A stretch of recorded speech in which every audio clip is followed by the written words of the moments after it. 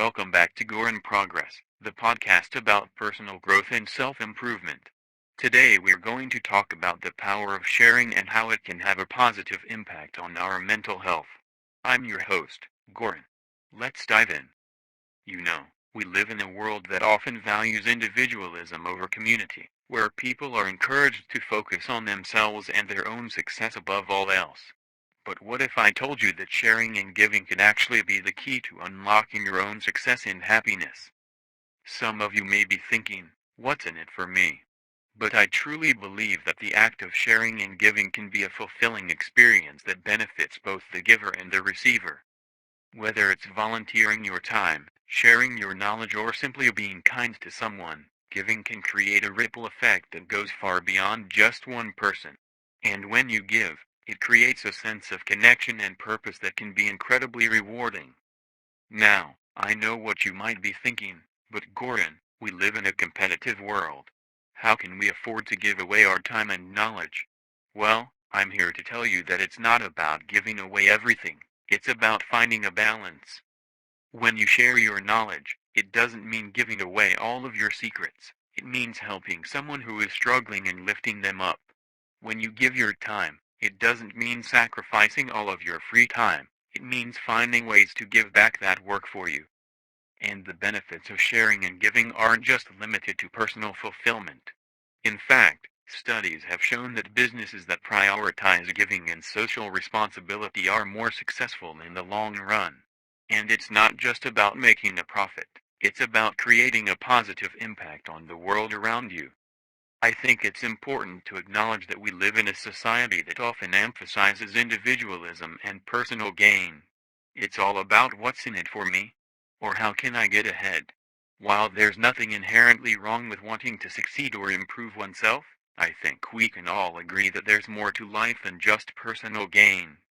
When we share and give, we open ourselves up to a world of possibilities. We build stronger connections with others, we create a sense of community, and we experience the joy of giving to others. It's a win-win situation. When we give, we receive so much more in return. I believe that sharing and giving can do wonders not only for our own well-being but for the well-being of those around us. It's something that we should all strive to do more of in our daily lives. Whether it's sharing our time, resources, or knowledge, there are so many ways we can make a positive impact on the world around us. Now, I know what you might be thinking, isn't that just common sense?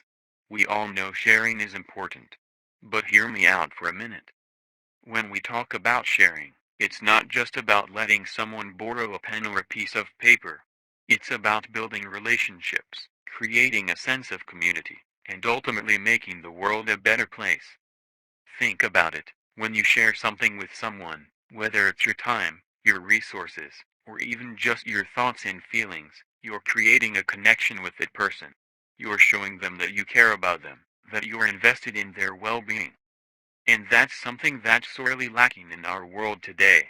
We're so focused on our own individual needs and wants that we forget about the power of community, the power of connection. But when we start sharing, when we start giving, we start to build that sense of community. We start to see the world through the eyes of others, and we start to realize that we're all in this together. Now, I know it's not always easy to share or give. It can be uncomfortable, it can be scary. We're putting ourselves out there, opening ourselves up to the possibility of rejection or judgment. But here's the thing, when we do take that risk, when we do put ourselves out there, the benefits are immeasurable. We start to feel more connected to others. We start to feel like we're part of something bigger than ourselves. And isn't that what we all want? To feel like we're part of something bigger, something meaningful? Dot. Now, I know that giving is often associated with material things, like giving gifts or donating money to a charity. But it's important to remember that giving can take many different forms.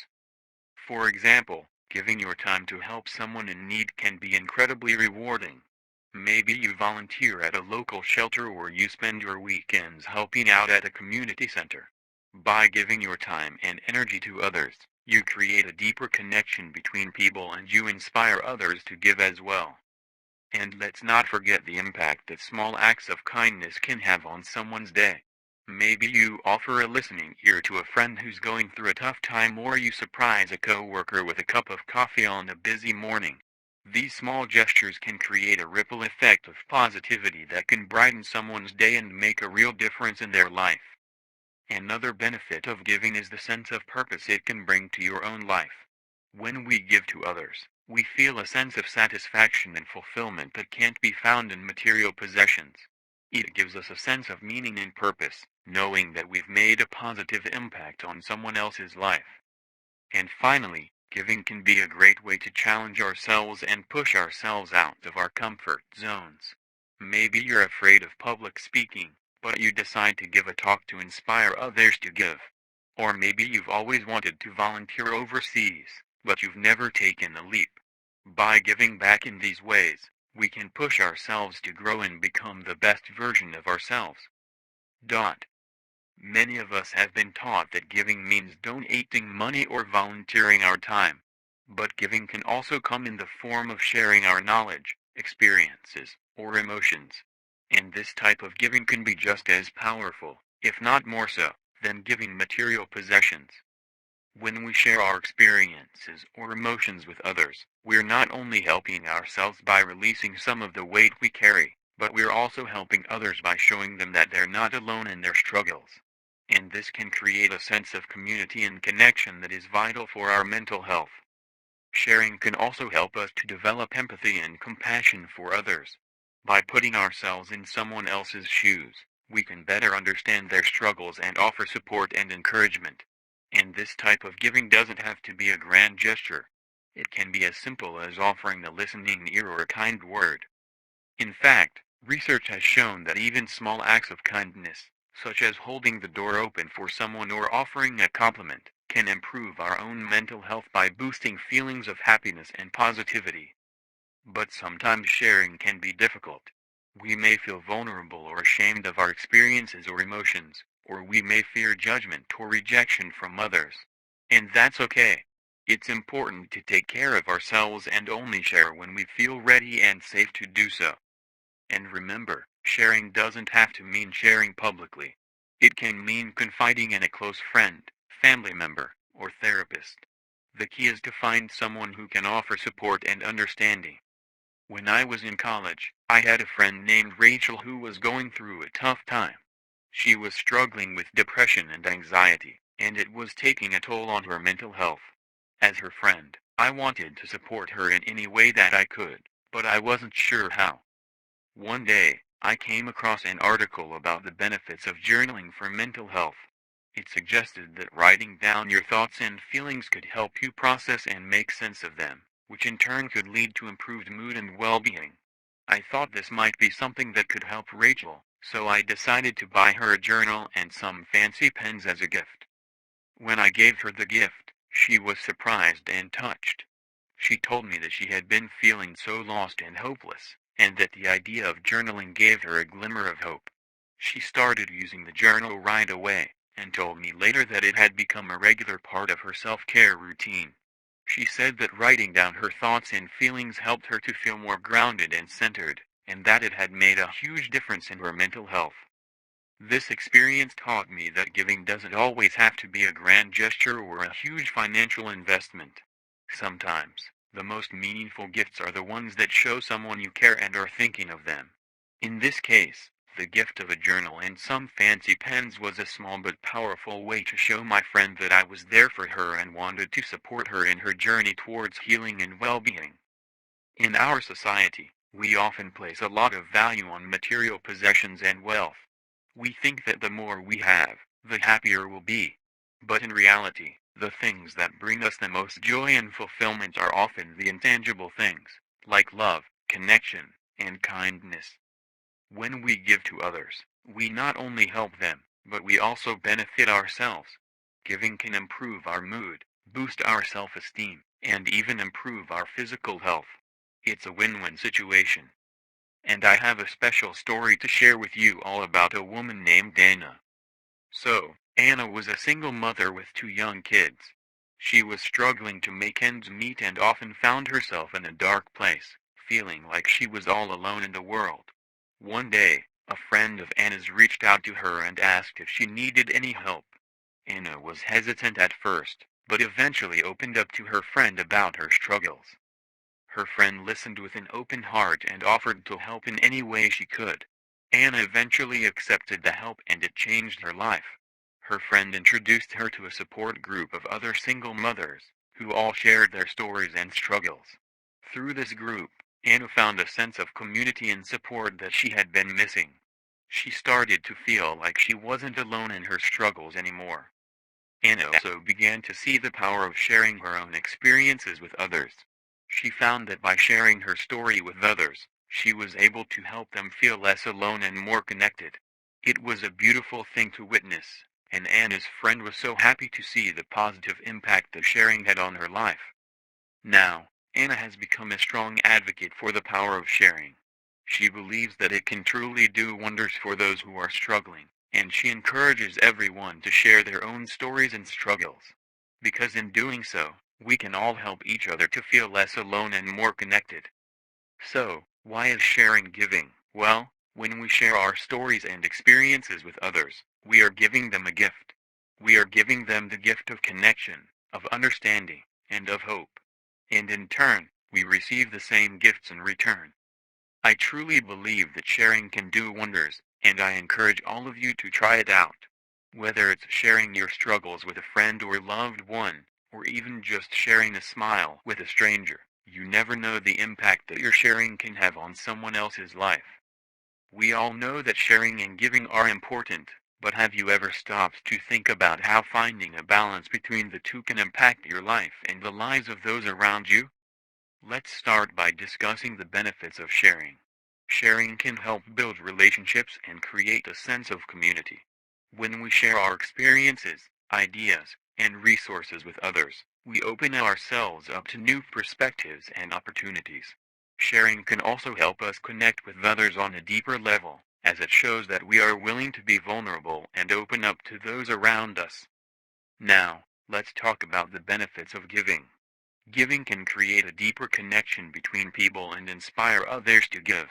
When we give to others, we show them that we care and that we are willing to help them in any way we can. This can inspire them to give back to us or to others in need, creating a ripple effect of generosity and kindness. However, it's important to find a balance between sharing and giving. If we focus too much on giving, we may neglect our own needs and become burnt out. On the other hand, if we only focus on sharing, we may not be giving enough to others and miss out on opportunities to make a positive impact in the world. So, how can we find a balance between sharing and giving? One way is to set boundaries and prioritize our time and resources. We can also practice self-care and make sure that we are taking care of our own needs before giving to others. It's important to remember that finding a balance between sharing and giving is not always easy, but it is worth it. Another way to find a balance is by practicing mindful giving. This means giving with intention and purpose, rather than just giving for the sake of giving. When we practice mindful giving, we are more likely to make a meaningful impact and create positive change in the world. One of the best examples of balance between sharing and giving is in the workplace.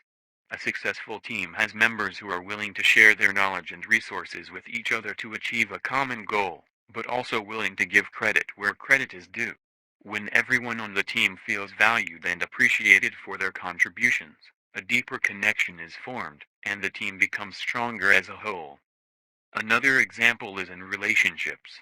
A healthy relationship requires both partners to give and take, to share their thoughts and feelings, and to be willing to compromise.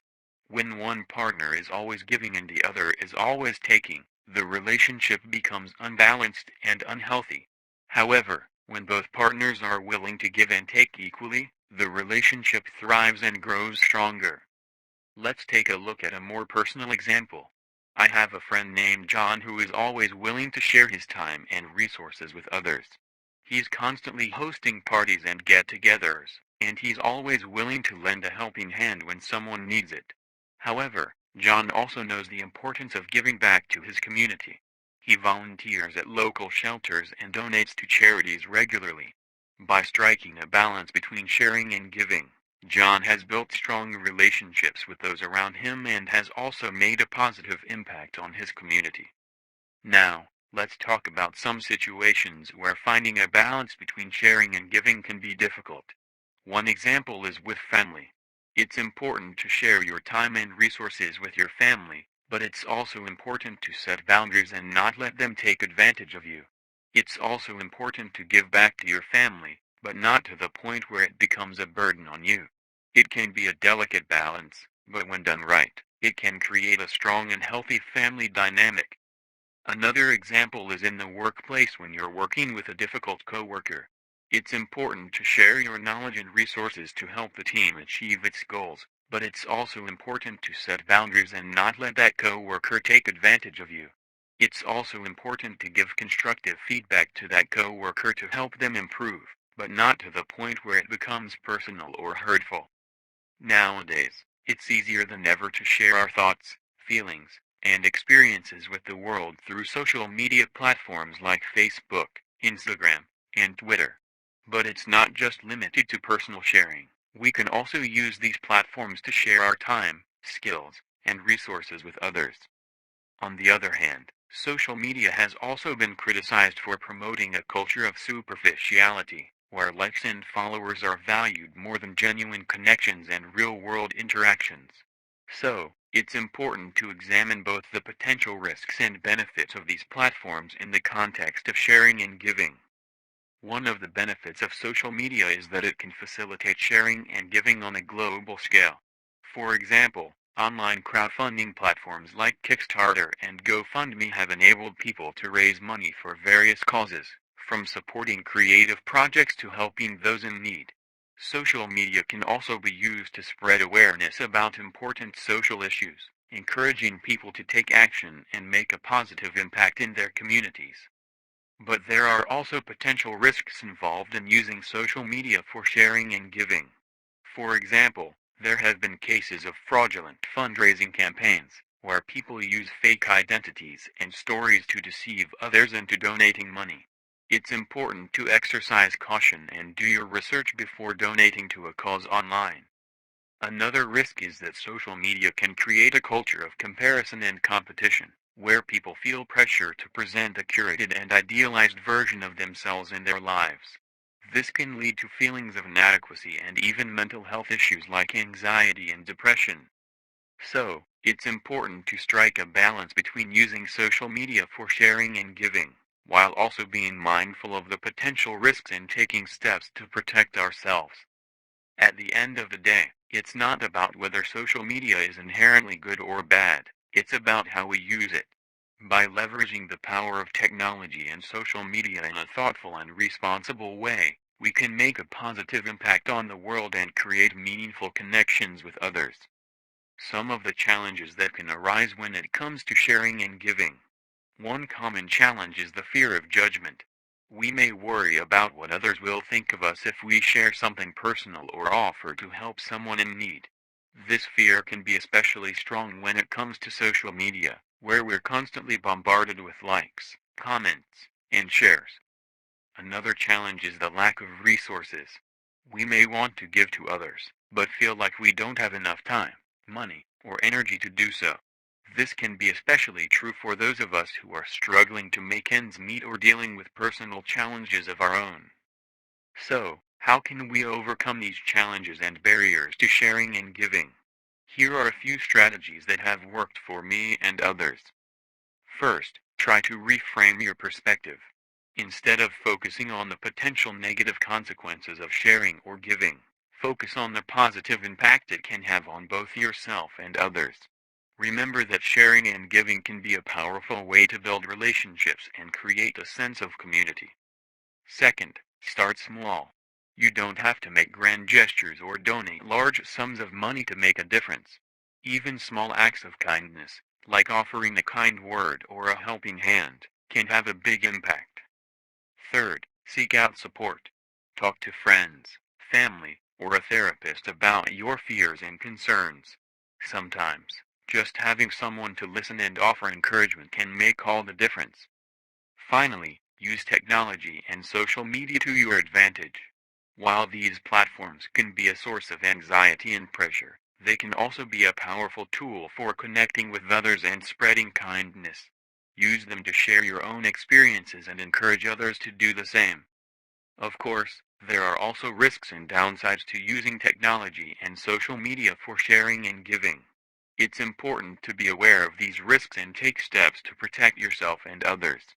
For example, be cautious about sharing personal information or making financial donations to strangers online. Studies have shown that when we give to others, our brain releases a chemical called oxytocin, which is often referred to as the feel-good hormone. This hormone can lead to feelings of happiness, contentment, and even reduce stress levels. But what about the impact on our long-term mental health? Well, practicing acts of kindness and giving back to others can actually improve our overall well-being. It can boost our self-esteem, provide a sense of purpose, and even combat feelings of loneliness and isolation. Now, some of you may be wondering, what if I don't have the resources to give back? Well, there are plenty of ways to practice generosity without spending money. For example, simply being a good listener to someone who needs to talk can make a big impact. Or, offering to help a neighbor with a task they're struggling with can also be a great way to give back. However, there are some challenges and barriers to practicing generosity, such as fear of judgment or lack of resources. It's important to recognize these obstacles and find ways to overcome them. For example, reaching out to a trusted friend or mental health professional can provide support and guidance. In some cultures, sharing is considered a core value and a way of building strong relationships. In these cultures, it's common for people to share food, resources, and even living spaces with others.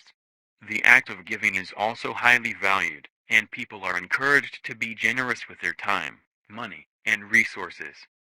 In other cultures, however, individualism and self-reliance are prioritized over sharing and giving. In these cultures, people are expected to take care of themselves and their families first, and helping others is seen as a personal choice rather than a moral obligation.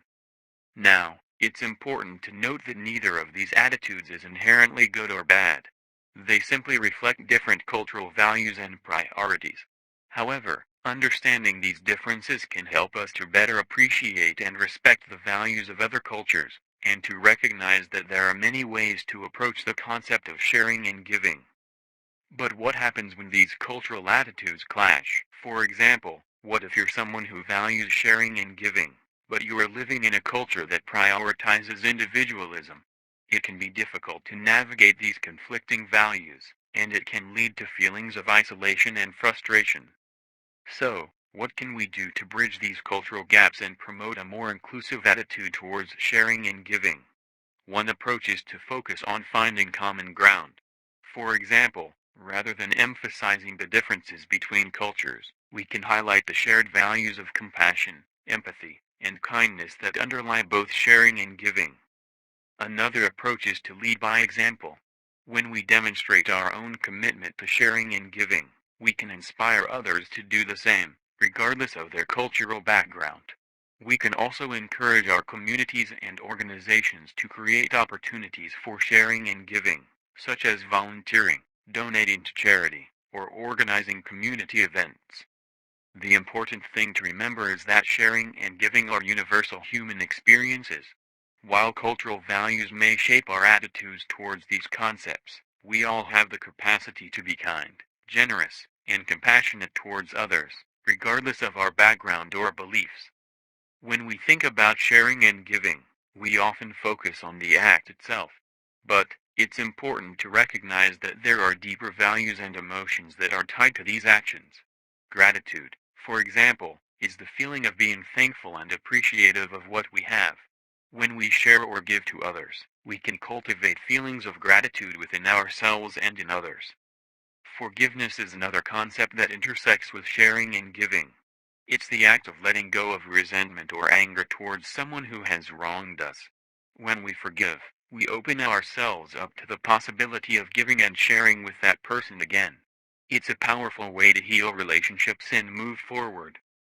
Compassion is the ability to feel empathy and understanding for others. When we share or give, we demonstrate compassion for those around us. We acknowledge their needs and work to meet them in a meaningful way. All of these concepts are deeply interconnected with sharing and giving. When we engage in these actions, we tap into something greater than ourselves. We build connections with others and contribute to a more compassionate and grateful world. But, it's not always easy to embody these values in our daily lives. We may struggle with feelings of resentment or entitlement, which can make it difficult to share or give. Additionally, we may encounter situations where we feel overwhelmed or like we don't have enough resources to share. In these moments, it's important to pause and reflect on why sharing and giving are important to us. We may need to reframe our perspective or seek support from others. By doing so, we can overcome the challenges and barriers to sharing and giving and cultivate a more compassionate and grateful mindset. Reciprocity is the idea of exchanging something of value with others, with the expectation that they will do the same for us. It's a fundamental principle of social exchange theory and is a powerful force in human relationships. When we share or give something to someone, it creates an implicit social contract that encourages them to reciprocate the gesture. But reciprocity isn't just about giving to receive. It's about building a sense of trust and connection with others.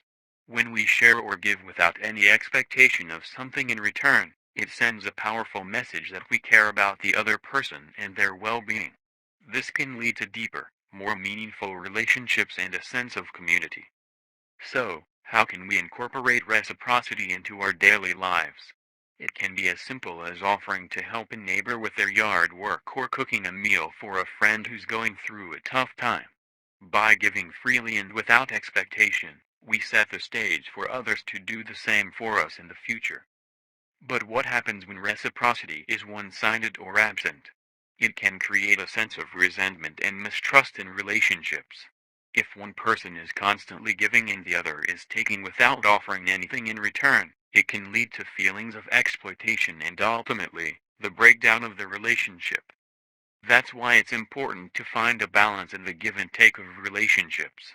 It's okay to ask for help or support from others, but it's also important to offer our own support in return. Reciprocity isn't just about exchanging tangible goods or services either. It can also manifest in the form of emotional support and understanding. When we listen to someone without judgment or offer words of encouragement during a difficult time, we're engaging in reciprocal behavior that can strengthen our relationships. Sharing is giving, and giving can do wonders for our mental health. Whether it's sharing our experiences, emotions, or small acts of kindness, giving to others can create a sense of community and connection, improve empathy and compassion, and boost feelings of happiness and positivity. That's all for today's episode of GORIN Progress. Thank you for tuning in, and remember to practice self-care and kindness towards yourself and others.